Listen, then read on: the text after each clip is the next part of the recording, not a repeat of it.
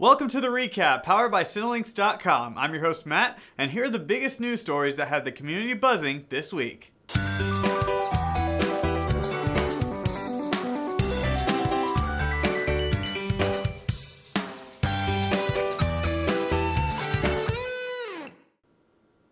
Perhaps our biggest news of the week comes straight from Bad Robot Productions, and that is the new trailer that came out for Cloverfield 2. Well, it's not exactly Cloverfield 2. It's called 10 Cloverfield Lane. And what it is it's John Goodman in a bunker, a bomb shelter, really. And I don't know much else about that, but it looks really cool.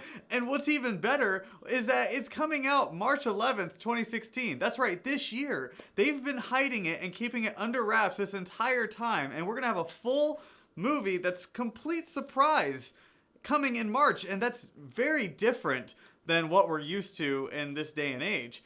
Now, as far as any details of it, J.J. Abrams didn't say much, but he did say that what they wanted to do was create a blood relative of Cloverfield. So it's not a direct sequel, but I guess it's related, so I would suppose it's in the same universe.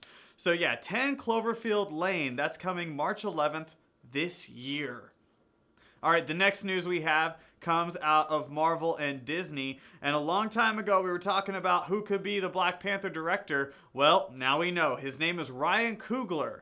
And this is the man who directed the single greatest film of the year, Creed. You know, the one that's not nominated for an Academy Award. But anyway, it doesn't matter.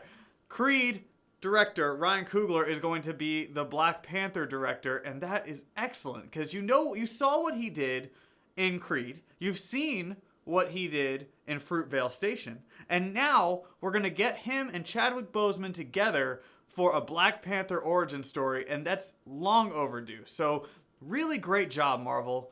You really got a really good director in that one. So we've talked about Marvel. Let's go on to DC. Let's talk about the DC universe. And in that cinematic universe, we've got a Wonder Woman movie coming out. It's going to come out on June 23rd, 2017. All we know so far is Gal Gadot is going to be Wonder Woman. We know Chris Pine is going to be in the movie as well. But we didn't know who Queen Hippolyta was going to be. Now, we do know who the actress is. Her name is Connie Nielsen, and she is from Gladiator. Yeah, so she hasn't really done a whole lot that is really noticeable, but you would know her from Gladiator, and just from the look of her, I see it. I see Queen Hippolyta. I like it. I'm really big fan of this one, so good on you, DC. Switching gears to video game news, Amazon Prime is making it hard for you to not be a Prime member. Now recently, they decided that they were going to handle video games by giving people 20% off new releases for any Prime members. That's awesome. That's fantastic. Now, how it works is that you have to pre-order the game. You have to pre-order a physical copy. Then you automatically get 20% off. But you can also buy it 2 weeks after and still get the 20% off. That's pretty damn awesome. Now, the other side of that, though, is that they're not the first ones to do this. In fact, Best Buy has been doing it for a couple of years now, where they had Gamers Club Unlocked. Now, with that, it's a little cheaper. You only have to pay $30 every 2 years versus Amazon Prime's membership, which is $99 annually.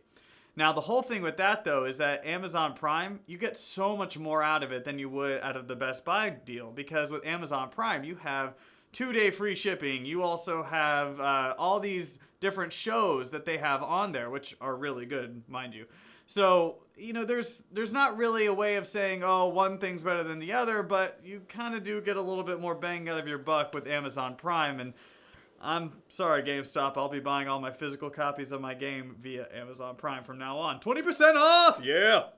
All right, our last piece of news comes straight out of Square Enix and IO Interactive, which combined to make Hitman. Now, Hitman's going to come out on March 11, 2016, but they're changing up the way they want to release it.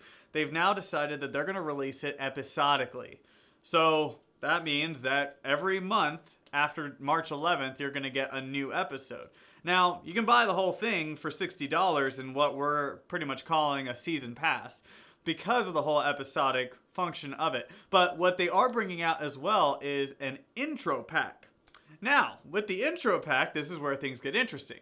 you can buy the first episode and the prologue for $15.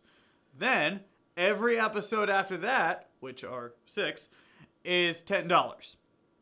So ultimately, you're spending $65 when you could have just spent $60 to buy the game. So the whole thing is kind of a little convoluted and really unnecessary to do it episodically. And I go more into it in an editorial on Cinelinx.com, which you can check out now. But the main deal is Hitman shouldn't have gone into an episodic release because there's no reason to. Just come out with a game that you're going to enjoy as a fan, or kind of try to rebuild the franchise with it. Don't try to get cute and make it anything more than what it is. It's a Hitman game. Just let people play a Hitman game to regrow the franchise, which has been long dormant. So, guys, check out the editorial. I go into a big, long spiel about it anyway.